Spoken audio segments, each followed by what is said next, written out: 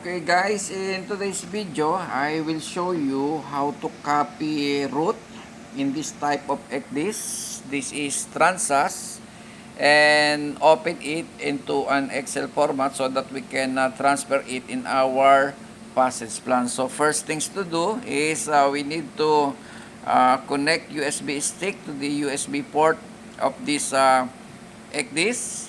Then after that, click Transas integrator. Then click Navi Planner.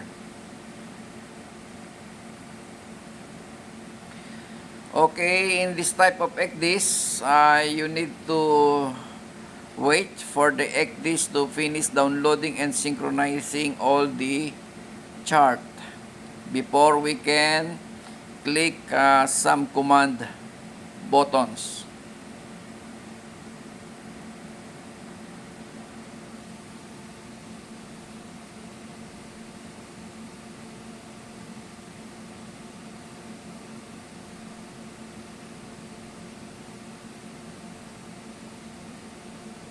Okay, so from here, make it sure that you are in a root tab. Then click load root. Then choose the root that you want to be copied. For example, this one. Then click export. Then click drop down list. And choose the excell. Then click the drive containing your USB stick. Then click export. So already copied, so just click OK. Then let us exit now the Navi Planner and let us go to exit display. Then take out now the USB stick. And let us go to computer and let us open the file that we have copied. Okay, so I already connect the USB stick in this computer. So let us open the file. Okay.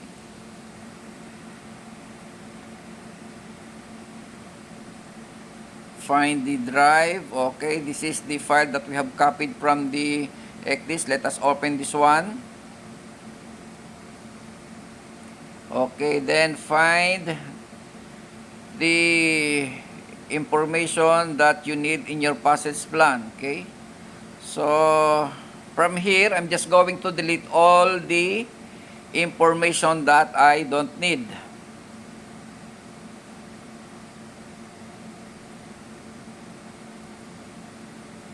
Okay, as you can see guys, the latitude and longitude are together in one column, but I need to separate this latitude and longitude. I want to put it into different column. So what I'm going to do, I'm just going to highlight this column because I want to put an empty column here. So right click of the mouse, click insert.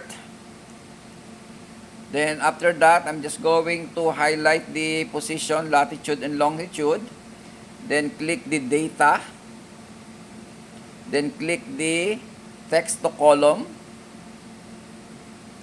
Then click the fixed width. Then click next. So from here, I'm just going to remove all the lines that I don't need by clicking twice the left click of the mouse. So I'm just going to leave one line in between latitude and longitude. Then after that, I will click the finished. Then my latitude and longitude now is separated in two different columns. Okay. So let us separate this leg also the distance. Okay. So what I'm going to do, I'm just going to put empty column beside this leg. Click insert, okay, then highlights, then text to column, fixed width, then click next. Okay, so just put the line in between the leg, also with the distances between leg. Then click finish. Okay, so there you go. I already separated the leg, also the distances between leg. Okay, so I'm just going to copy this one in my passage plan. So I hope guys you learned something from this video. Thank you.